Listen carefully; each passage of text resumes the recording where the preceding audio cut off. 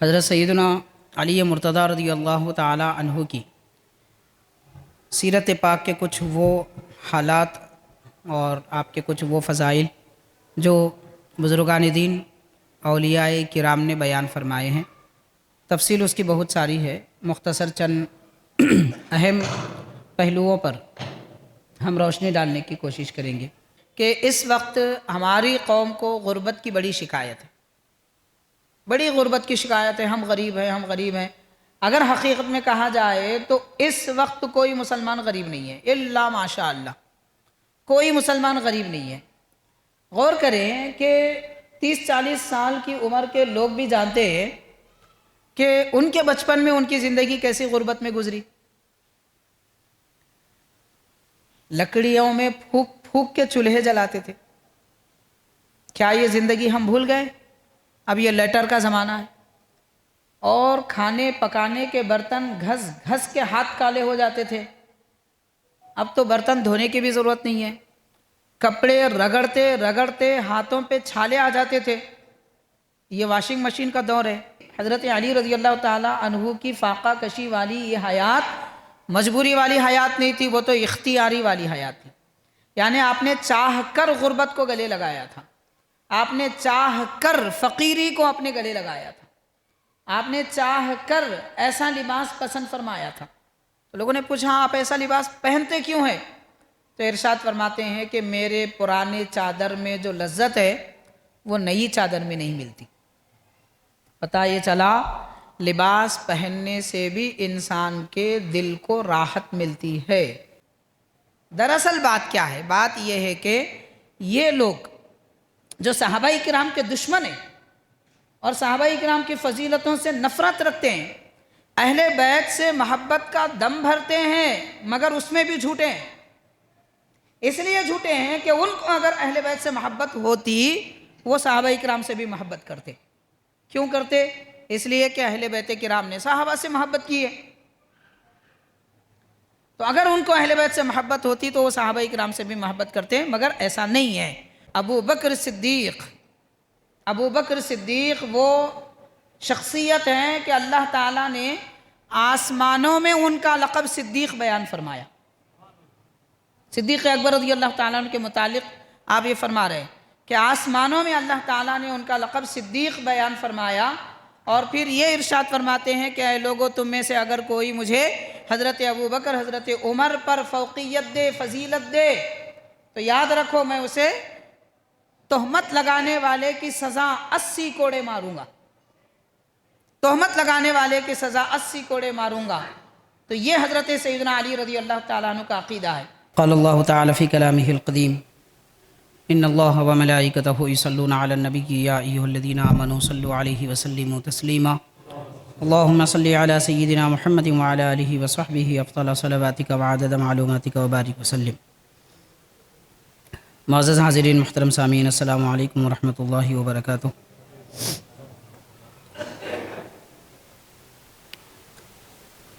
اللہ تبارک و تعالیٰ نے حضور نبی کریم صلی اللہ علیہ وسلم کے اصحاب کرام میں سب سے برتری اور فضیلت خلفائے راشدین کو عطا فرمائی۔ حضور نبی کریم صلی اللہ علیہ وسلم کے خلفائے راشدین 4 ہیں۔ حضرت سیدنا ابو بکر صدیق رضی اللہ تعالیٰ عنہ، حضرت سیدنا عمر رضی اللہ تعالیٰ عنہ، حضرت سیدنا عثمان غنی رضی اللہ تعالیٰ عنہ، اور حضرت سیدنا علی مرتضیٰ رضی اللہ تعالیٰ عنہ۔ حاضرین، حضرت سیدنا علی مرتضیٰ رضی اللہ تعالیٰ عنہ کی سیرت پاک کے کچھ وہ حالات اور آپ کے کچھ وہ فضائل جو بزرگان دین اولیاء کرام نے بیان فرمائے ہیں۔ تفصیل اس کی بہت ساری ہے، مختصر چند اہم پہلوؤں پر ہم روشنی ڈالنے کی کوشش کریں گے۔ حاضرین، حضرت سیدنا مولا علی مشکل کشا حیدر کرار رضی اللہ تعالی عنہ اور حضور پاک صلی اللہ علیہ وسلم کے آپ جو ہے چچیرے بھائی ہیں، اور اسی طرح آپ داماد بھی ہیں۔ سرکار دو عالم صلی اللہ علیہ وسلم کی محبوب شہزادی سیدہ کائنات حضرت فاطمہ رضی اللہ تعالی عنہا آپ کی حضرت مولا علی رضی اللہ تعالیٰ عنہ کی اہلیہ محترمہ ہے۔ حضرت سیدنا علی رضی اللہ تعالیٰ عنہ کا بچپن نبی پاک علیہ الصلوۃ والسلام کے در دولت میں گھر میں گزرا ہے، اور حضور پاک صلی اللہ علیہ وسلم کے دولت خانے میں آپ پرورش پائے ہیں۔ اس طرح سرکار دو عالم صلی اللہ علیہ وسلم سے آپ کو نہایت قربتیں ملی ہیں اور بڑی صحبتیں ملی ہیں۔ حاضرین، سرکار دو عالم علیہ الصلوۃ والسلام نے حضرت سیدنا علی مرتضیٰ رضی اللہ تعالیٰ عنہ کے متعلق بہت ساری فضیلتیں بیان فرمائی۔ ان میں ایک مقام پر یہ ارشاد فرمایا کہ علی، آپ میرے پاس اس درجے میں ہیں جو درجہ حضرت ہارون علیہ السلام کا حضرت موسیٰ علیہ السلام کے پاس تھا، یعنی نبی پاک علیہ الصلاۃ والسلام کے نہایت قربت میں اور آپ کی نیابت میں سیدنا علی رضی اللہ تعالیٰ عنہ کو مقام ملا ہے۔ اور حضور نے یہ بھی ارشاد فرمایا کہ حضرت علی رضی اللہ تعالیٰ عنہ مومنین کے سردار ہیں، اور یہ بھی ارشاد فرمایا کہ آپ مومنین کے مولا ہیں، اور یہ فرمایا کہ جس کا میں مولا ہوں علی اس کے مولا ہیں۔ لیکن ایک بات یاد رکھنی چاہیے کہ مولا کا معنی یہاں پر حضرت بانی جامع نظامیہ شیخ الاسلام امام انوار اللہ فاروقی رحمۃ اللہ علیہ کے فرمان اور آپ کے بتانے کے مطابق مولا کا معنی یہاں پر یہ ہے کہ آپ مومنین کے سردار ہیں اور محبوب ہیں، مددگار ہیں۔ تو مومنین کے سردار، محبوب اور مددگار ہونے کا اس میں ذکر کیا جا رہا ہے۔ حضور اکرم صلی اللہ علیہ وسلم نے حضرت سیدنا علی رضی اللہ تعالیٰ عنہ کی یہ فضیلتیں اور بہت ساری اس میں احادیث پاک میں مذکور ہیں۔ حاضرین، یہ لکھا جاتا ہے حضرت سیدنا علی رضی اللہ تعالیٰ عنہ کے متعلق کہ آپ نے ایک مریض کو دیکھا، اور وہ ایسا مریض تھا کہ قریب المرگ تھا، یعنی موت کا اس کے بارے میں فیصلہ لوگوں نے سنا دیا تھا کہ یہ اب دوا سے جینے والا نہیں ہے، ایسے مرض میں مبتلا ہے کہ اس کو موت واقع ہوگی۔ پھر اچانک کسی نے دیکھا کہ وہ شخص بہت صحت مند، تندرست ہو چکا ہے اور موت کے منہ سے نکل چکا ہے۔ یہ کیفیت دیکھ کر لوگوں نے اس سے پوچھا کہ تمہاری یہ کیفیت کیسے ہوئی؟ تو اس نے کہا کہ میرے پاس حضرت سیدنا علی رضی اللہ تعالیٰ عنہ تشریف لائے تھے، اور آپ نے سورہ فاتحہ پڑھ کر مجھ پر دم کیا۔ تو جیسے آپ نے سورہ فاتحہ پڑھ کر مجھے دم کیا، مجھے صحت یابی مل گئی۔ تو کچھ وقت گزر گیا، اس کے بعد پھر اس آدمی کی موت واقع ہو گئی۔ تو معلوم یہ ہوا کہ موت واقع ہونے کی وجہ کیا تھی۔ حضرت نے جب سورہ فاتحہ پڑھ کر دم کیا تھا تو اس کو صحت مل گئی تھی، پھر چند دنوں کے بعد موت کیوں آئی؟ تو فرماتے ہیں کہ اس کو حضرت کے جو پڑھنے پر یقین تھا، وہ یقین ختم ہو چکا تھا۔ تو جب یقین مکمل ہو گیا، ختم ہو گیا، پھر وہ موت کے منہ میں چلا گیا۔ تو اس سے یہ معلوم ہوتا ہے، پہلی بات تو یہ معلوم ہوتی ہے کہ حضور نبی کریم صلی اللہ علیہ وسلم کے ارشادات اور فرامین پر کامل یقین ہونا چاہیے۔ یقین میں تذبذب ہو تو دعا بھی اثر نہیں کرتی، دوا بھی اثر نہیں کرتی۔ تو اس لیے پہلے یقین پیدا کرنا چاہیے۔ جیسے نبی پاک علیہ الصلوۃ والسلام نے ارشاد فرمایا کہ مسواک ہر بیماری کی دوا ہے سوائے موت کے۔ تو مسلمانوں کو کہاں یقین ہے مسواک پر کہ دانتوں کی بیماری مسواک سے جاتی ہے، آنکھوں کی بیماری مسواک سے جاتی ہے، پیٹ کی بیماری مسواک سے جاتی ہے؟ ہم کو یقین نہیں ہے۔ تو یقین نہیں ہے، اسی وجہ سے اس کا اثر نہیں ہو رہا ہے۔ ایک اہم بات ہے۔ دوسری بات یہ ہے کہ حاضرین، آج اگر ہم مان لیں ایک بار نہیں 1000 مرتبہ بھی سورہ فاتحہ پڑھ کے دم کریں، شاید ہی بہت کم لوگ ہوں گے کہ جن کے دم کرنے میں وہ تاثیر ہوگی کہ بیمار کو شفا ملے گی۔ اس کا یہ مطلب نہیں ہے کہ سورہ فاتحہ میں تاثیر نہیں ہے، اس کا یہ مطلب ہے کہ زبان میں تاثیر نہیں ہے۔ زبان میں اثر نہیں ہے۔ مثال کے طور پر پانی آسمان سے جب برستا ہے، معمولی سی زمین پر برسے، کھیتیوں پر برسے تو زمین لہلہاتی ہے، اور جب پہاڑ پر پانی برستا ہے تو کوئی پودا بھی نہیں اگتا۔ تو کیا یہ کہیں گے کہ پانی میں تاثیر نہیں ہے؟ نہیں، پانی میں تو تاثیر ہے، مگر چٹان میں، پہاڑ میں، پتھر میں پانی کا اثر قبول کرنے کی صلاحیت نہیں ہے۔ تو ایسے ہی آج بھی قرآن مجید میں وہ تاثیر ہے جو پچھلے زمانے میں تھی، لیکن ہماری زبان میں وہ تاثیر نہیں ہے، ہمارے دل میں وہ اثر نہیں ہے اور صلاحیت نہیں ہے کہ ہم قرآن پاک یا احادیث پاک کی دعاؤں سے وہ اثر لے سکیں۔ تو بہرحال یہ واقعہ جو حضرت غریب نواز رحمۃ اللہ علیہ کی دلیل العارفین میں یہ واقعہ ہے، غریب نواز رحمۃ اللہ علیہ کے ملفوظات ہیں دلیل العارفین، اس میں یہ واقعہ ذکر کیا گیا ہے، دلیل العارفین صفحہ نمبر 77۔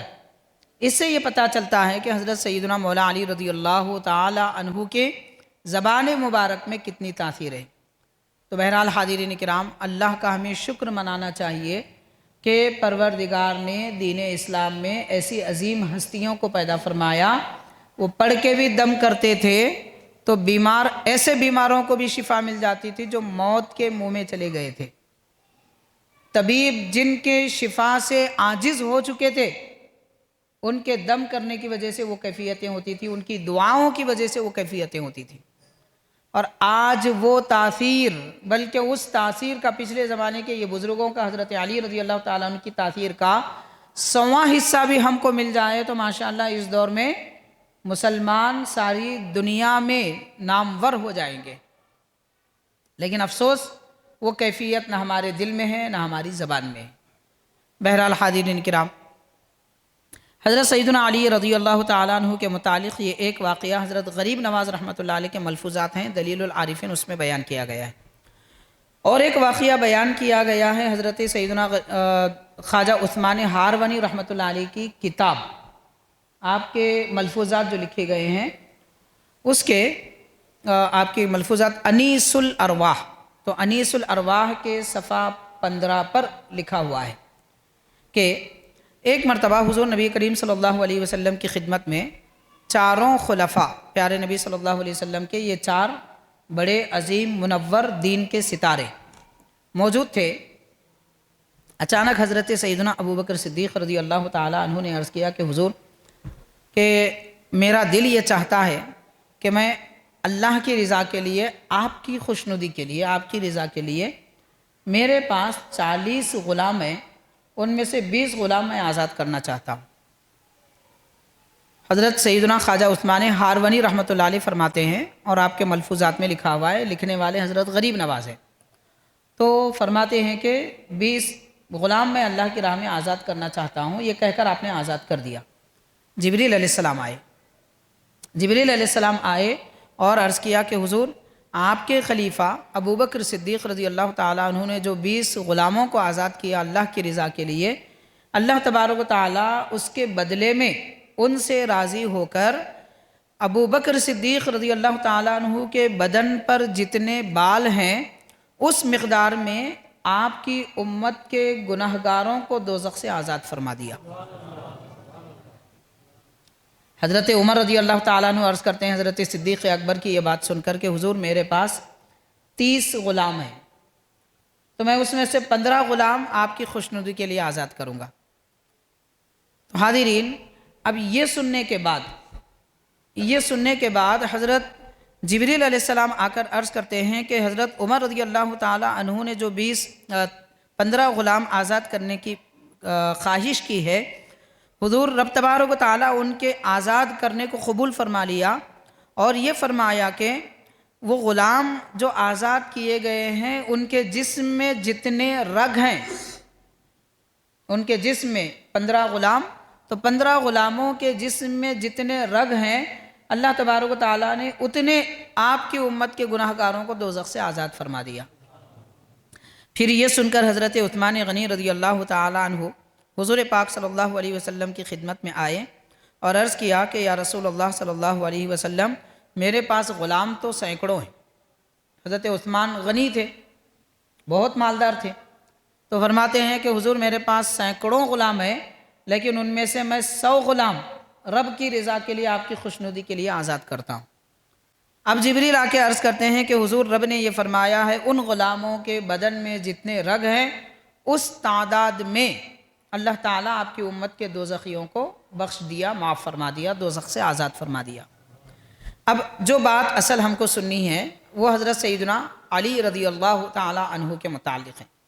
حضرت سیدنا علی مرتضیٰ رضی اللہ تعالیٰ عنہ نے عرض کیا کہ حضور میں ایسا ہوں کہ میرے پاس کوئی دولت نہیں ہے, کوئی مال نہیں ہے. حضرت سیدنا علی رضی اللہ تعالیٰ عنہ کے پاس دولت اور مال نہیں تھا, اس وقت بھی نہیں تھا جب حضور کا زمانہ ہے, اس وقت بھی دولت آپ کے پاس نہیں تھی جب آپ کو شادی کرنی تھی, اس وقت بھی دولت آپ کے پاس نہیں تھی جب خلفائے راشدین کا زمانہ تھا, اور اس وقت بھی آپ کے پاس دولت نہیں تھی جب حضرت علی خود امیر تھے, خود آپ خلیفہ تھے اور خود آپ امیر المؤمنین تھے. اس وقت بھی آپ کے پاس کوئی دولت نہیں تھی. حضرت بانی جامع نظامیہ شیخ الاسلام علیہ رحمت و رضوان یہ فرماتے ہیں کہ دور خلافت میں حضرت علی رضی اللہ تعالیٰ عنہ کے لوگوں نے آپ کو دیکھا کہ آپ کے جسم پر 2 چادریں ہیں جس پر پیوند لگے ہوئے ہیں, چادر پھٹی ہوئی تھی, پیوند لگا کر سیے ہیں. لوگوں نے کہا کہ حضرت آپ نیا لباس کیوں نہیں لیتے؟ تو فرماتے ہیں کہ میرے پاس نیا لباس خریدنے کی دولت کہاں ہے. تو لوگوں نے کہا آپ بیت المال سے لے لیتے. تو فرماتے ہیں کہ بیت المال سے لینے کا مجھے کیا حق ہے؟ بیت المال میں اگر کوئی چادر یا لباس یا پیسہ آ جائے وہ تو میں قوم مسلم کے لیے خرچ کرتا ہوں, میں اپنے لیے کیوں خرچ کروں؟ جبکہ اس پر آپ کا بھی حق تھا, لیکن اس کے باوجود آپ نہیں لیتے تھے. ایسی زندگی فاقہ کشی اور وہ اختیاری فاقہ کشی کی زندگی ہے. یعنی حضرت مولا علی رضی اللہ تعالیٰ عنہ مجبور نہیں تھے. جیسے اس دور میں بہت سارے غریب ہیں, مجبور ہوتے ہیں, کوشش کر لیتے ہیں, کاروبار نہیں ہوتا, مصیبتیں اٹھاتے ہیں, زندگی ویسی گزر جاتی ہے. تو یہ مجبوری کی زندگی ہے. حضرت علی رضی اللہ تعالیٰ عنہ کی فاقہ کشی والی یہ حیات مجبوری والی حیات نہیں تھی, وہ تو اختیاری والی حیات تھی. یعنی آپ نے چاہ کر غربت کو گلے لگایا تھا, آپ نے چاہ کر فقیری کو اپنے گلے لگایا تھا, آپ نے چاہ کر ایسا لباس پسند فرمایا تھا. تو لوگوں نے پوچھا آپ ایسا لباس پہنتے کیوں ہیں؟ تو ارشاد فرماتے ہیں کہ میرے پرانے چادر میں جو لذت ہے وہ نئی چادر میں نہیں ملتی. پتہ یہ چلا لباس پہننے سے بھی انسان کے دل کو راحت ملتی ہے, اور وہ راحت دنیا کی راحت نہیں ہے, وہ عبادت کی راحت ہے, قرب الہی کی راحت ہے, سکون قلب کی راحت ہے, دل کے اطمینان کی راحت ہے. وہ پرانے لباس میں ہوتی ہے. آج پرانے لباس کو لوگ پسند نہیں کرتے. تو حاضرین کرام, اب اس کے ساتھ ایک اہم بات یہ بھی ہم کو سمجھ لینا چاہیے کہ اس وقت ہماری قوم کو غربت کی بڑی شکایت ہے, بڑی غربت کی شکایت ہے. ہم غریب ہیں, ہم غریب ہیں. اگر حقیقت میں کہا جائے تو اس وقت کوئی مسلمان غریب نہیں ہے, الا ماشاء اللہ, کوئی مسلمان غریب نہیں ہے. غور کریں کہ 30-40 سال کی عمر کے لوگ بھی جانتے ہیں کہ ان کے بچپن میں ان کی زندگی کیسی غربت میں گزری. لکڑیوں میں پھونک پھونک کے چولہے جلاتے تھے. کیا یہ زندگی ہم بھول گئے؟ اب یہ لیٹر کا زمانہ ہے, اور کھانے پکانے کے برتن گھس گھس کے ہاتھ کالے ہو جاتے تھے. اب تو برتن دھونے کی بھی ضرورت نہیں ہے, کپڑے رگڑتے رگڑتے ہاتھوں پہ چھالے آ جاتے تھے. یہ واشنگ مشین کا دور ہے. آپ بتائیے کہ قوم مسلم کے کتنے فیصد گھروں میں واشنگ مشین نہیں ہے؟ کتنے مسلمان ہیں جن کے پاس بیٹھنے کے لیے کرسیاں نہیں ہیں؟ کتنے مسلمان ہیں جن کے پاس ایک سے زائد برتن نہیں ہے؟ کتنے مسلمان ہیں جن کے پاس ایک جوڑا کپڑا ہو؟ بتا سکتے ہیں ہم؟ پھر کیسے ہم غریب ہیں؟ ہم کیوں کہتے ہیں ہم غریب ہیں معاذ اللہ؟ حاضرین, وہ زمانہ بڑی عمر والے جانتے ہیں, ہم نے بچپن میں بھی دیکھا ہے. حال ایسا تھا کہ نمک, کبھی نمک بھی بازو پڑوس والوں سے پوچھ لیا کرتے تھے, نمک نہیں ہے گھر میں, آپ نمک دیجئے. گھر میں کاڑی کی ڈبی نہیں ہے, ایک کاڑی دیجئے. کیا یہ مانگا نہیں کرتے تھے؟ وہ غربت کہاں ہے؟ آج ہم کہاں ہیں؟ پھر کیوں اللہ تعالیٰ کی نعمتوں کو ٹھکراتے ہیں، نعمتوں کی ناشکری کرتے ہیں؟ ہم ایسے غریب ہیں، ویسے غریب ہیں، کہاں کی غربت ہے؟ شکر ادا کرنا چاہیے کہ پروردگار نے کسی کے سامنے ہاتھ پھیلانے سے بچایا ہے، بھیک مانگنے سے بچایا ہے، قرضہ پوچھنے کی نوبت نہیں آئی، بس اس پہ شکر کرنا چاہیے۔ لیکن اس کے برخلاف جو ملا اس سے اور بڑھ کر، ایک چاہیے تو دو چاہیے، دو چاہیے تو تین چاہیے، کبھی خواہش انسان کی ختم نہیں ہوتی، اس لیے خواہشوں کے پیچھے نہیں پڑنا چاہیے۔ قربان جائیے حضرت سیدنا امیر المؤمنین مولا علی مشکل کشا حیدر کرار رضی اللہ تعالیٰ عنہ کی سادہ زندگی پر۔ امیر المومنین ہو کر بھی دو چادریں ایسی اوڑھتے تھے کہ ان چادروں میں بھی پیون لگے ہوئے ہوتے تھے۔ کیا اتنا ہم نہ کر سکیں؟ آپ کی ویسی چادریں اوڑھنا خود ایک کرامت ہے۔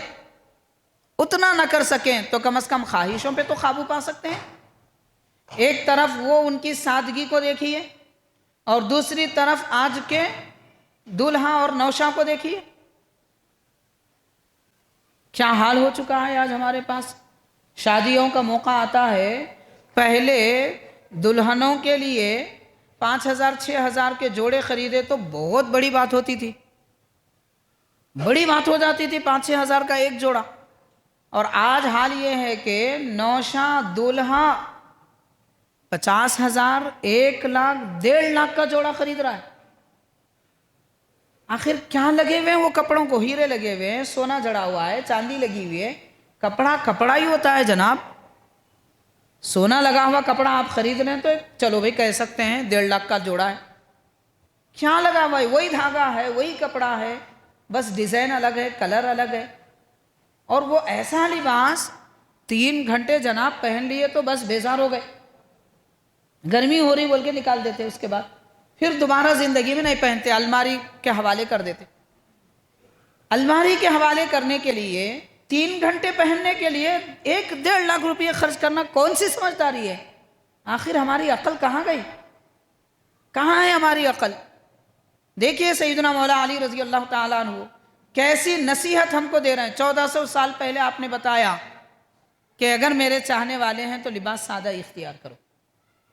آپ کے پاس کیا کمی تھی ماشاءاللہ، لیکن آپ نے فاقہ کشی کو اختیار کیا تھا، سادگی کو اختیار کیا تھا۔ وہ مجبوری والی زندگی نہیں تھی، مختار تھے، اختیار والی زندگی تھی۔ تو بہرحال حاضرین کرام، ان سب باتوں سے ہم کو سبق یہ ملتا ہے، اس دور میں مسلمان ترقی اگر کرنا چاہتے ہیں، سادہ زندگی گزارنا سیکھیں۔ خواہشوں پر خواہشیں یہ کبھی ختم نہیں ہوگی اور کبھی خواہشیں پوری نہیں ہوگی، اور یہ خواہشوں کو پوری کرنے کی فکر میں ہی لوگ حرام کاریوں میں مبتلا ہیں۔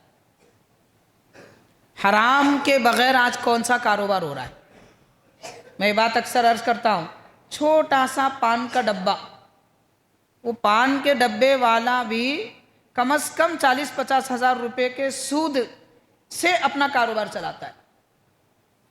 وہ ایک مہینے میں 50 ہزار کا سود ختم نہیں ہوتا، اگلے مہینے میں اور لیتے ہیں اور لیتے ہیں، ان کی زندگی اس میں گزر رہی ہے۔ ایک معمولی سے پان کے ڈبے کا یہ حال ہے تو پھر بڑے بڑے کاروباریوں کا کیا حال ہوگا؟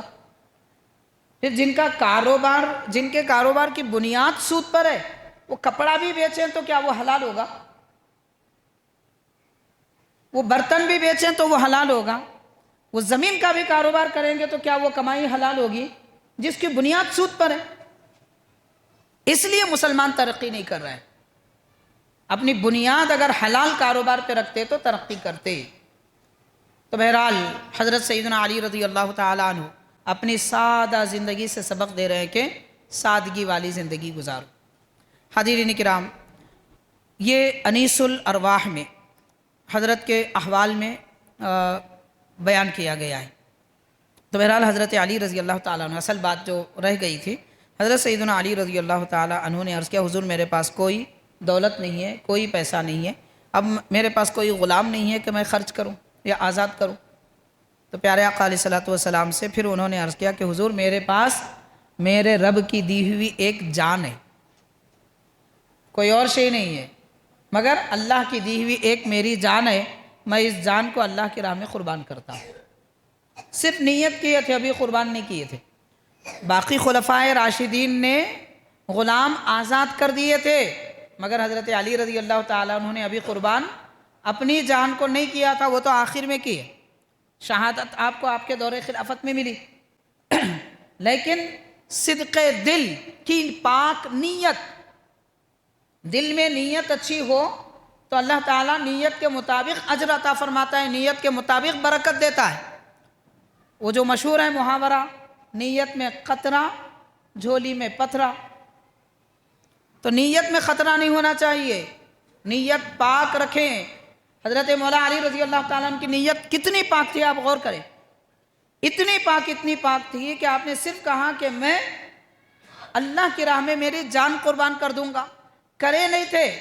جبریل علیہ السلام حاضر ہوئے، عرض کیا یا رسول اللہ، پروردگار یہ فرماتا ہے کہ رب تعالیٰ فرماتا ہے کہ ہمارے علی رضی اللہ تعالیٰ عنہ کے پاس دنیا کی کوئی چیز نہیں ہے، ہم نے، رب فرما رہا ہے، ہم نے 18,000 عالم پیدا کیے، 18,000 عالموں میں سے ان کے جان قربان کرنے کے بدلے میں ہر عالم میں سے 10,000 ایسے گناہگاروں کو جہنم سے آزاد کر دیا جن پر جہنم واجب ہو چکا تھا۔ 18,000 عالم میں سے 10,000 تو کتنے غلام اور کتنے امتی گناہگار صرف حضرت مولا علی کے صدق نیت کی وجہ سے دوزخ سے آزاد ہو گئے۔ پھر جب نیت اتنی پاک ہے ماشاءاللہ، وہ مولا علی ہیں جن کا نام بلند، شان بلند، عظمت بلند، نیت بلند، ثواب بلند، پھر وہ جس کی طرف ارادہ کریں وہ قوم بھی بلند۔ تو ایسی بلندی نبی پاک علیہ السلام کی امت کو ملی، 18,000 عالموں میں سے ہر عالم میں سے 10,000 لوگوں کو جہنم سے آزاد کر دیا گیا، محض نیت کی بنیاد پر۔ جب آپ کی نیت ایسی ہے تو عمل کیسا ہوگا، اور عمل ایسا ہے تو عقیدہ کیسا ہوگا، عمل ایسا ہے تو عقیدہ کیسا ہوگا۔ اب بات عقیدے کی آئی تو پھر میں عرض کروں گا، حضرت سیدنا علی مرتضیٰ رضی اللہ تعالی عنہ نے ارشاد فرمایا کہ ابو بکر صدیق وہ شخصیت ہیں کہ اللہ تعالیٰ نے آسمانوں میں ان کا لقب صدیق بیان فرمایا۔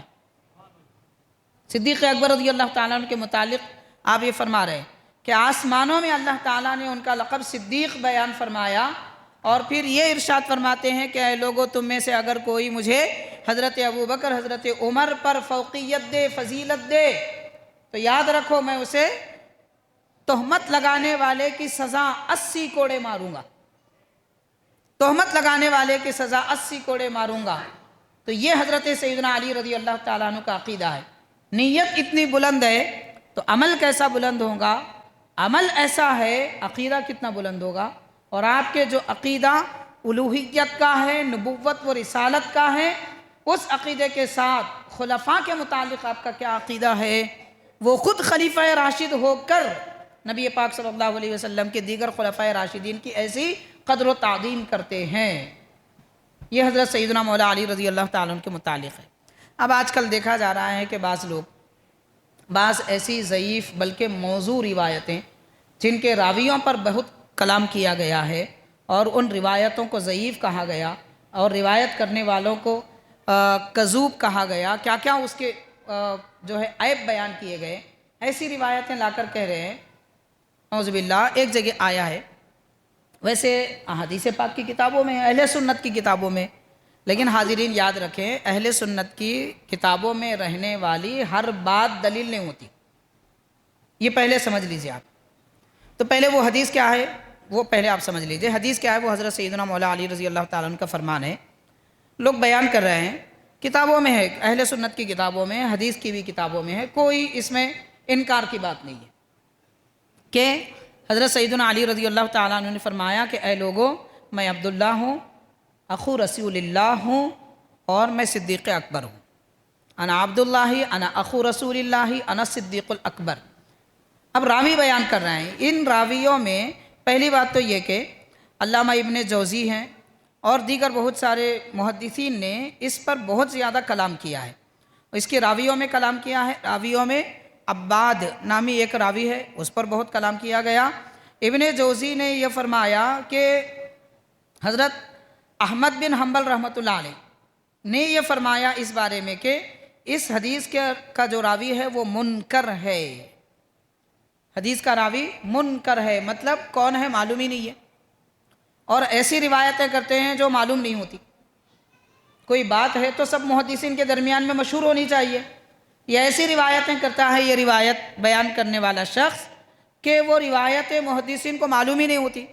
اور ایک محدث نے لکھا ہے، انہوں نے یہ لکھا ہے کہ اس راوی کے علاوہ کسی سے یہ روایت نہیں منقول ہے، کسی نے نہیں بیان کیا سوائے ایک راوی کے۔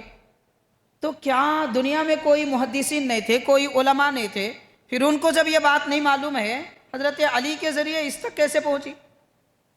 دراصل بات کیا ہے؟ بات یہ ہے کہ یہ لوگ جو صحابہ کرام کے دشمن ہیں اور صحابہ کرام کی فضیلتوں سے نفرت رکھتے ہیں، اہل بیت سے محبت کا دم بھرتے ہیں، مگر اس میں بھی جھوٹے ہیں۔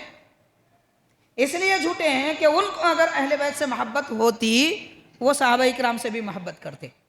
کیوں کرتے؟ اس لیے کہ اہل بیت کرام نے صحابہ سے محبت کی ہے، تو اگر ان کو اہل بیت سے محبت ہوتی تو وہ صحابہ کرام سے بھی محبت کرتے، مگر ایسا نہیں ہے۔ تو ان لوگوں نے صحابہ کرام کی جہاں جہاں فضیلتیں آئی ویسے ہی کچھ اور روایتیں بھی بیان کر لی، حضرت علی رضی اللہ تعالیٰ عنہ کی طرف منسوب کر دیا۔ اب اس کے متعلق آپ یہ بات سمجھ لیجئے کہ حضرت سیدنا مولا علی رضی اللہ تعالیٰ عنہ خود حضرت صدیق اکبر کی تعریف فرما رہے ہیں، تو اب جو لقب حضرت صدیق اکبر رضی اللہ تعالیٰ عنہ کا سارے محدثین، سارے علماء، سارے فقہا کے پاس مشہور سے مشہور ہوتا آ رہا ہے، اس کو چھوڑ دیا جائے اور پھر اب یہ کہا جائے کہ حضرت علی صدیق اکبر ہے، اس میں کوئی شک نہیں ہے، کوئی شک نہیں ہے کہ حضرت علی بھی صدیق ہیں، حضرت عثمان بھی صدیق ہیں، اور حضرت عمر بھی صدیق ہیں، مگر صدیق اکبر ابو بکر ہے، بلکہ کل صحابہ صدیق ہیں، لیکن صدیق اکبر ابو بکر صدیق رضی اللہ تعالیٰ عنہ ہے۔ بہرحال حاضرین کرام، یہ کلام اس طرح کی روایتوں پر کیا گیا ہے۔ اب یہاں ایک اہم بات بھی میں آپ کو عرض کرنا چاہوں گا کہ حضرت سیدنا علی رضی اللہ تعالیٰ عنہ یہ جو روایت فرما رہے ہیں، آگے کیا فرما رہے ہیں؟ آگے یہ ارشاد فرما رہے ہیں کہ میرے بعد اگر کوئی اس بات کا دعویٰ کرے تو وہ جھوٹا ہے۔ فرما رہے ہیں کہ میں صدیق اکبر ہوں، میرے بعد اگر کوئی یہ دعویٰ کرے تو وہ جھوٹا ہے۔ تو معلوم یہ ہوا کہ اگر کوئی حضرت مولا علی رضی اللہ تعالیٰ عنہ کے بعد میں صدیق اکبر ہونے کا دعویٰ کرے تو وہ جھوٹا ہے، لیکن پہلے حضرت ابو بکر صدیق ہیں، اس کا انکار نہیں ہے۔ تو جس بات کا انکار نہیں ہے اس کو چھپایا جا رہا ہے، اور جس بات کا اقرار ایک حد تک کیا گیا ہے اس کو پھیلایا جا رہا ہے۔ اور ایک اہم بات جو میں آپ کو بتانا چاہوں گا وہ یہ ہے کہ میرے کلام کا آغاز اسی سے ہوا تھا، اہل سنت و جماعت کی کسی بھی حدیث کی کتاب میں کوئی حدیث ہو، کوئی قول ہو کسی صحابی کا، تو ہر قول قابل عمل نہیں ہوتا اور ہر قول قابل اعتقاد نہیں ہوتا۔ وہ بات عمل اور عقیدے کے قابل ہوتی ہے جس پر ہمارے اکابر تمام بزرگوں نے اتفاق کیا ہو، وہ قابل اعتبار ہوتی ہے۔ مثال کے طور پر دیکھیے، حضرت بانی جامع نظامی رحمۃ اللہ علیہ نے لکھا ہے اپنی کتاب میں، صحیح بخاری شریف میں ایک قرآن مجید کا مشہور سورہ ہے، سورہ اللیل، واللیل اذا یغشی والنہار اذا تجلی وما خلق الذکر والانثی، یہ قرآن پاک میں ہے، لیکن بخاری کی ایک حدیث پاک ہے، صحابی بیان کر رہے ہیں حضور نبی کریم صلی اللہ علیہ وسلم نے تلاوت فرمائی واللیل اذا یغشی والنہار اذا تجلی والذکر والانثی، وما خلق چھوڑ دیا گیا، بخاری میں ہے حدیث پاک۔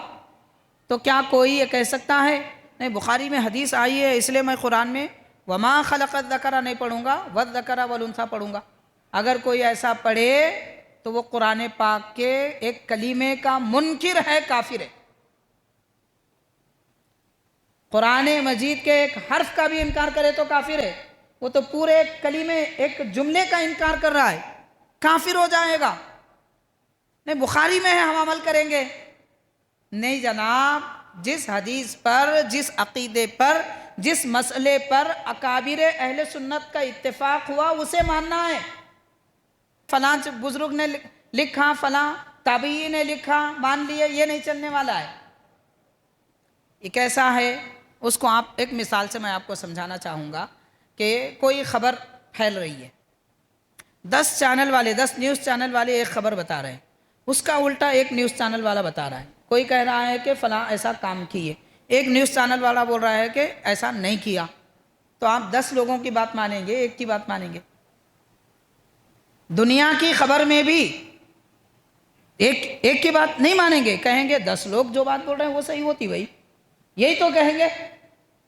تو پھر 1400 سال سے جو حضرات جو بات کہتے آ رہے ہیں وہ صحیح ہے، یا پھر ایک آدمی جس کے بارے میں پورے محدثین کہہ رہے ہیں ہم نے تو سنا ہی نہیں وہ بات کبھی، اس کی بات مانیں گے، یا پھر دنیا بھر کے ہزاروں لاکھوں محدثین کی بات مانیں گے؟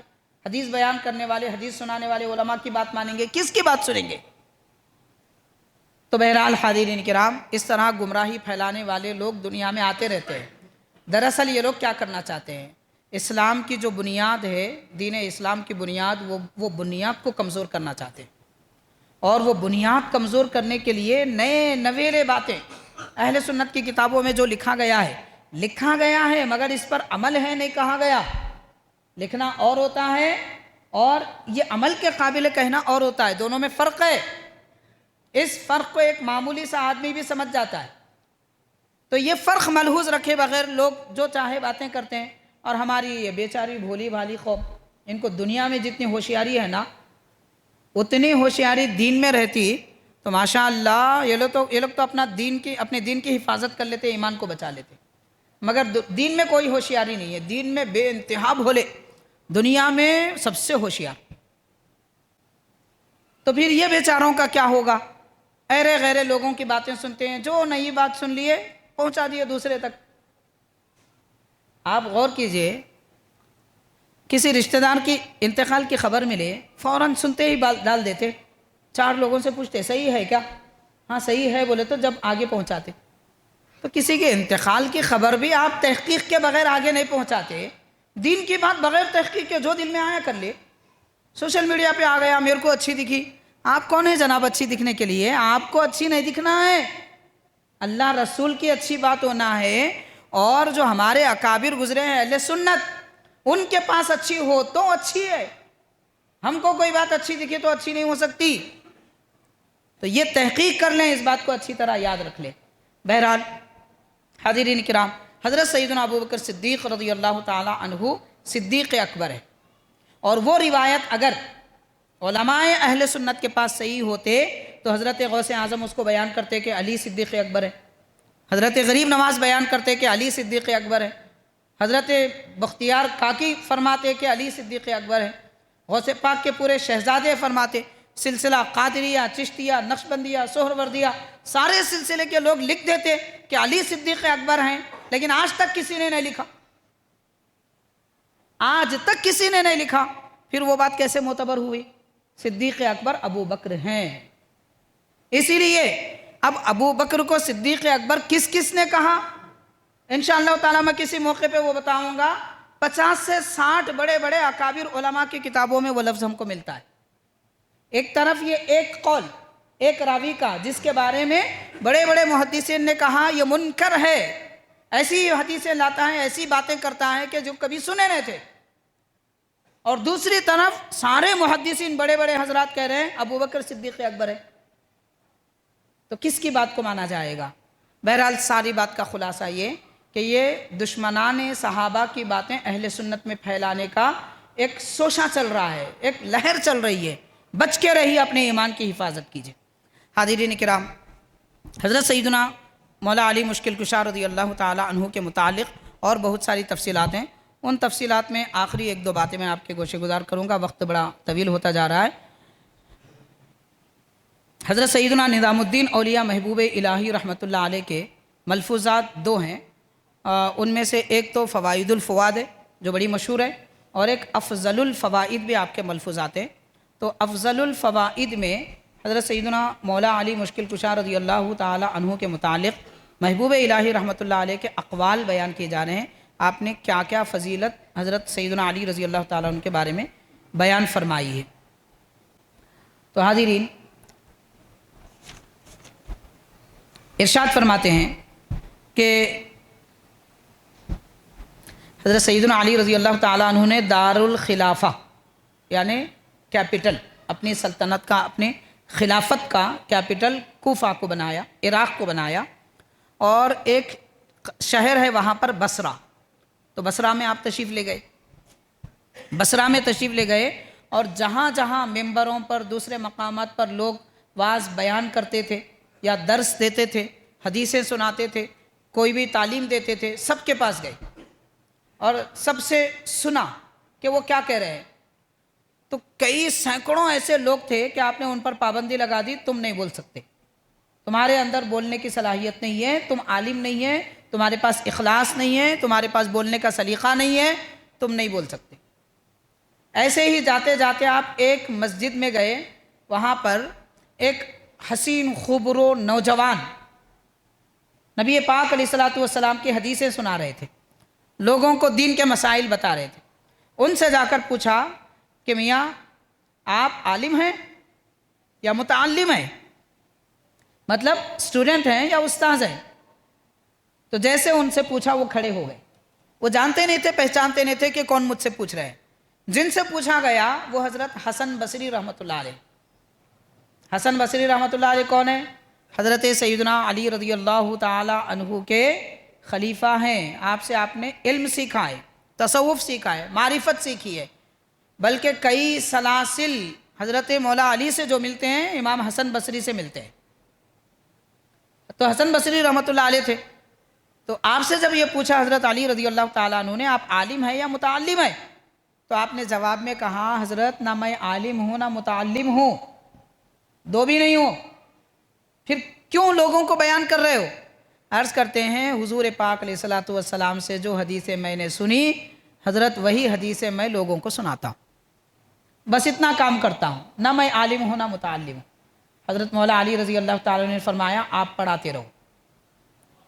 باقی جتنے تھے اس زمانے میں جن کو اہل نہیں سمجھا حضرت نے، ان پر پابندی لگا دی، تم پڑھانے کے قابل نہیں ہے، تم تقریر واعظ کرنے کے قابل نہیں ہے. لیکن حضرت امام حسن بصری سے فرمایا تم پڑھاتے رہو. تو وہ پیچھے دوڑتے ہوئے آئے اور پوچھا حضرت آپ کون ہیں؟ تو جب آپ کو پتہ چلا، معرفت حاصل ہوئی کہ یہ حضرت خلیفہ رسول اللہ امیر المؤمنین سیدنا علی مرتضیٰ حیدر کرار رضی اللہ تعالیٰ عنہ ہے. حاضرین کرام، یہاں سے ایک اہم ترین سبق جو ہم کو ملتا ہے، انتہائی اہم ترین سبق ہے، وہ کیا ہے؟ تفصیلات بہت ہے، اب میں اتنا وقت ہمارے پاس نہیں ہے. حاضرین، اہم سبق اس سے یہ حاصل ہوتا ہے کہ ہر آدمی کو بولنے کی اجازت نہیں ہے. آج کل بولنے والے بہت ہو گئے، جس کے دل میں آیا بول لیا، کرتا پیجامہ پہن لیا، قمیص جبہ، اور اس کے اوپر شایا پہن لیا، رنگین کوئی امامہ باندھ لیا.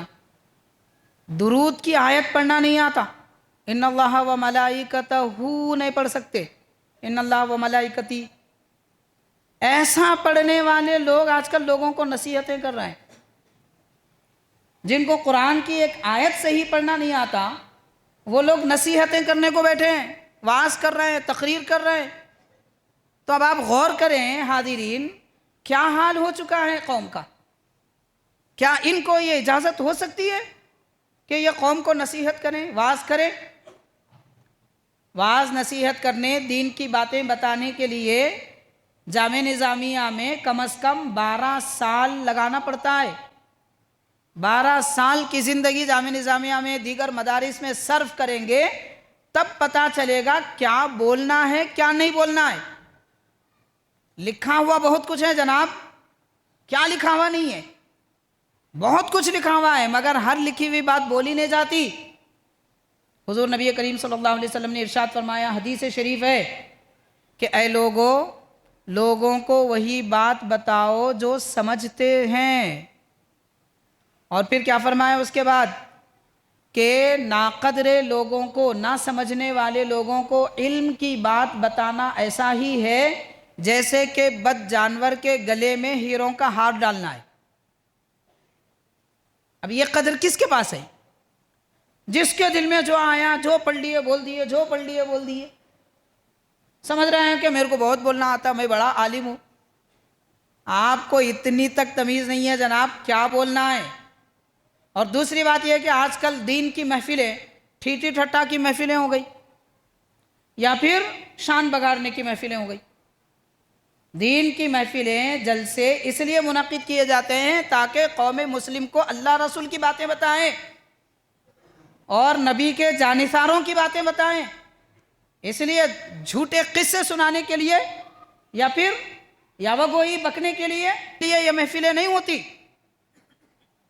حضرت علی رضی اللہ تعالیٰ عنہ نے 1350 سال پہلے لوگوں کو سبق دیا کہ تم سن سکتے ہو، پڑھ سکتے ہو تو کس سے؟ اس سے پڑھ سکتے ہو جو یہ کہتا ہے، یہ عقیدہ رکھتا ہے، یا وہ یہی بات بتاتا ہے جو اللہ کے نبی نے بتائی۔ پیارے آقا علیہ السلام کے دین سے ہٹ کر جو بھی کہے گا اس کی بات قابل قبول نہیں۔ یہ اہم بنیاد حضرت سیدنا مولا علی رضی اللہ تعالیٰ عنہ نے سکھائی ہے۔ اس لیے حاضرین، جب کسی سے کوئی بات سنو، سوشل میڈیا پہ کچھ دیکھو، تو پہلے یہ معلوم کرو یہ حضور کا فرمان ہے نہیں ہے، سرکار کا فرمان نہیں ہے، تو پھر صحابہ کرام کا ہے، اہل بیت کرام کا ہے، اولیاء اللہ کا ہے، علماء دین کا ہے۔ اگر ہے تو پھر کس کتاب میں ہے؟ حوالے غلط تو نہیں ہے؟ حوالہ بھی صحیح ہے تو لکھا بھی صحیح گیا یا نہیں گیا؟ یہ ایک الگ مسئلہ ہے۔ لکھا کچھ اور گیا ہوتا ہے، انہوں اپنی منمانی بیان کرنے لگتے ہیں، جو دل میں آیا، جو سمجھ میں آیا بول دیا، وہاں کچھ اور لکھا ہوا ہے۔ آپ رقعے چھپانے کو جائیں گے تو پتہ چلے گا کیا کیا کرتے ہیں لوگ۔ پورا شعر یاد نہیں آ رہا ہے، بہرحال ایک مصرع تو یہ ہے، سال میں نے لکھا تھا، کاتب نے سالہ کر دیا۔ تو ایسے ہی کتاب میں کچھ اور لکھا ہوا ہوتا ہے، بولنے والے اس کو ہیر پھیر کر کے بدل دے کے، رنگ روپ بدل دے کے بیان کر دیتے۔ سوچ سمجھ کر علم حاصل کرنا چاہیے، سوچ سمجھ کر لوگوں سے سیکھے۔ یہ حضرت سیدنا مولا علی رضی اللہ تعالیٰ عنہ سبق دے رہے، اس لیے بیان کرنے کے لیے ان کو منتخب فرمایا۔ معیار کیا ہے؟ معیار اللہ کے نبی کا فرمان ہے، بس یہی بنیاد ہے۔ اس لیے کسی سے ڈھکوسلے سننے کی ضرورت نہیں ہے۔ سرکار کیا فرماتے ہیں؟ ہمارے آقا ہمارے سرکار پر ہمارا دین ہے اور آپ پر ہمارا یقین ہے، بس حضور نے جو فرمایا وہ صحیح ہے۔ بہرحال حاضرین کرام، آخری ایک بات عرض کروں گا۔ حضرت نظام الدین اولیاء محبوب الہی رحمۃ اللہ علیہ نے حضرت مولا علی مشکل کشا رضی اللہ تعالیٰ عنہ کی فضیلت بیان کرتے ہوئے ایک مقام پر لکھا ہے، آپ کی کتاب افضل الفوائد حصہ دوم میں، جس کا نام راحت المحبین بھی ہے، اس میں آپ کے ملفوظات ہیں، اس میں لکھا جاتا ہے کہ پچھلے زمانے میں حضرت داؤد علیہ السلام کیسے نامور نبی ہیں، کیا شان ہے۔ حضرت داؤد علیہ السلام کی شان قرآن مجید بیان کرتا ہے۔ آپ اپنے ہاتھوں سے جنگی لباس بناتے تھے، زرہ لباس بناتے تھے، جنگی لباس لوہے کا ہوتا ہے، اس کے لیے آپ کو کٹنگ پلیئر فلاں وہ کسی چیز کی ضرورت نہیں تھی، ہاتھ سے لوہا یوں موڑتے ایسا موڑ جاتا تھا۔ باریک باریک لباس ہوتا ہے، زنجیریں بنائی جاتی ہیں جنگی لباس میں، تو لوہا آپ کے ہاتھ میں موڑ کرا ہوتا تھا۔ یہ تو قرآن مجید میں ہے، احادیث پاک میں بھی ہے، مگر ایک اہمیت والی بات، ایک گر کی بات جو حضرت محبوب الہی رحمۃ اللہ علیہ سے منسوب ہے اور لکھی گئی ہے اور وہ معتبر بھی ہے۔ حضرت محبوب الہی نظام الدین اولیاء رحمۃ اللہ علیہ نے فرمایا، حضرت داؤد علیہ السلام جب زرہ بناتے لوہے سے تو حضرت علی رضی اللہ تعالیٰ عنہ کا نام لے کر جب لوہے کو ہاتھ لگاتے تو وہ لوہا نرم ہوتا تھا۔ اب یہ مگر غلط فہمی میں مت جائیے، بات بڑی عظمت اور شان کی ہے۔ داؤد علیہ السلام نبی ہیں، حضرت علی پیارے نبی صلی اللہ علیہ وسلم کے امتی ہیں، صحابی ہیں، خلیفہ ہیں، اعلیٰ مقام ہے خلفائے راشدین میں، اور صحابہ کرام میں اعلیٰ مقام ہے، خلفائے راشدین میں سے ہیں، مگر نبی نہیں ہے۔ نبی کی جو فضیلت ہوتی ہے کسی اور کی نہیں ہوتی۔ پھر اب سوال پیدا ہوتا ہے، حضرت داؤد علیہ السلام اتنے بڑے نبی ہیں، آپ کو حضرت علی کا نام لینے کی کیا ضرورت؟ تو یہاں غلط فہمی نہیں ہونا چاہیے، بیان کرنے میں انداز بیان غلط ہو گیا لوگوں کا ذہن بدل جاتا ہے اور بے ادبی ہو جاتی ہے انبیاء کی. نہیں ہونا چاہیے ایسا. یہ اہل سنت ہے. اہل سنت کا جو طریقہ ہے وہ بالکل محتاط طریقہ ہے. نبی کی شان نبی کی شان، علی کی شان علی کی شان. علی نبی نہیں ہو سکتے، نبی تو سب سے اعلیٰ ہے، حضرت داؤد علیہ السلام ہے. پھر کیا ہے آخر بات کیا ہے؟ بات ایسی ہے میرے جناب، بس چھوٹی سی معمولی سی بات ہے. سمجھنے کے لیے ہم دنیا میں کیا کیا کام نہیں کرتے. آپ اتنا گہرائی میں جانے کی کوئی ضرورت بھی نہیں ہے، غلط مطلب سمجھنے کی بھی کوئی ضرورت نہیں ہے. بالکل سیدھی سی بات ہے. ایک باپ ہے، اٹھ کر آسانی سے پانی لے سکتا ہے نہیں لے سکتا ہے؟ بالکل لے سکتا ہے. مگر بیٹے سے کہتا ہے کہ بیٹا ذرا پانی لاؤ، تو بیٹا پانی لا کر دے تو پیتا ہے. تو کیا باپ پانی پینے کے لیے بیٹے کا محتاج ہے؟ نہیں ہے. بیٹا خدمت گزار ہے.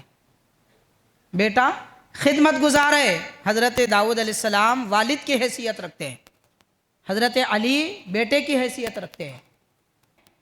تو آپ کے نام سے حضرت داؤد علیہ السلام خدمت کیا کرتے تھے. حقیقت یہ ہے. مگر یہ بات کوئی ان پڑھ جاہل کو معلوم ہے، وہ اس کو الٹا کر کے بیان کرتا ہے. دیکھو علی کی شان داؤد علیہ السلام سے بڑی ہے. نعوذ باللہ، کفر ہو جائے گا، کفر ہو جائے گا. یہ نزاکت کی باتیں ہیں، یہ علم ہے، یہ دین ہے. اس کو سمجھنے کی ضرورت ہے. منمانی نہیں ہے. میرے کو جو سمجھ میں آیا میں بولا. آپ کون ہیں؟ آپ بولنے والے. وہی بولیں گے جو لکھا گیا ہے، اور ویسا ہی بولیں گے جیسا سکھایا گیا ہے. انداز بھی بدل جائے، زبان پھسل جائے گی، آسمان سے زمین پہ گر جائیں گے. بڑی ذمہ داری ہے بولنا، کوئی معمولی بات نہیں ہے. پل صراط ہے. سب سے سرکار نے ارشاد فرمایا دوزخ میں زیادہ تر عالموں کو دیکھا ہوں. حضور فرماتے ہیں عالموں کو دیکھا ہوں، مطلب جاننے والے. وہ عالم نے جو پرہیزگار ہیں.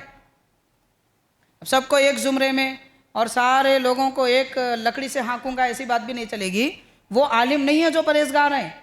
وہ دنیا دار عالم جو سمجھتے نہیں ہیں، بہک جاتے ہیں، زبان سے پھسل جاتے ہیں، عمل سے پھسل جاتے ہیں، ان کے متعلق حضور نے یہ فرمایا ہے. تو کیا وجہ ہوگی اتنے زیادہ عالموں کو دوزخ میں دیکھنے کی؟ وجہ آسانی سے سمجھ میں آ رہی ہے. زبان پھسل گئی بولنے میں، لہجہ بدل گیا، سرک گئے. جتنی قوم سن رہی ہے ان کے دماغ میں غلط بات بیٹھ گئی.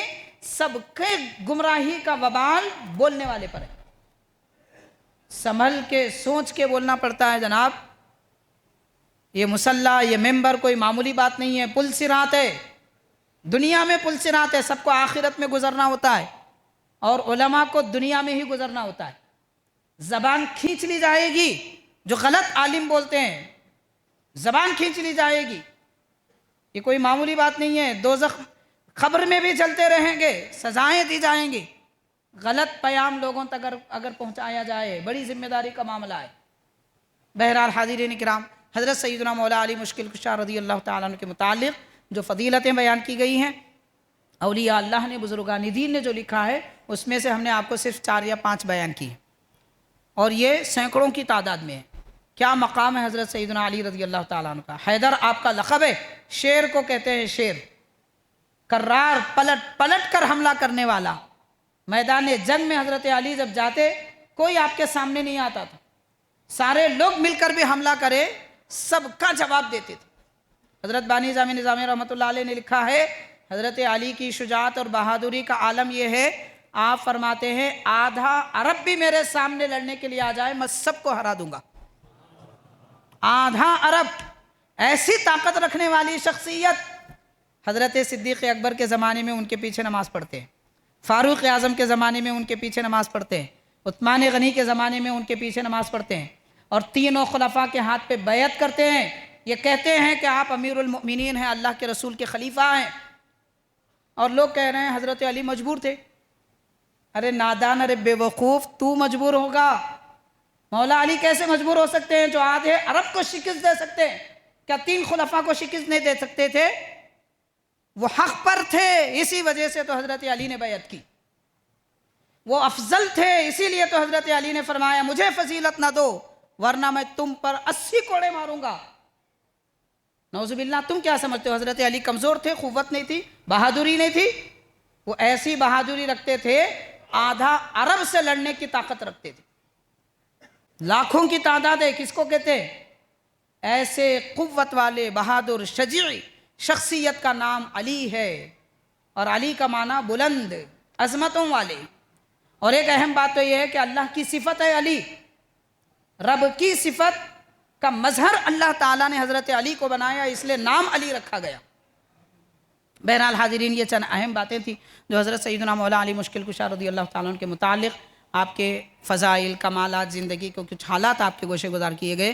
اللہ تعالیٰ آپ کا فیضان برکت ہم سب کو عطا فرمائے، خلفائے راشدین کی، صحابہ کرام اور اہل بیت کرام کی محبت ہمارے دلوں میں جاگزین فرمائے، اور ہمیں اس عقیدے پر قائم رکھے جو اہل سنت و جماعت کا عقیدہ ہے۔ صلی اللہ تعالی وسلم علی خیر خلقہ سیدنا محمد وآلہ واصحابہ اجمعین، والحمد للہ رب العالمین۔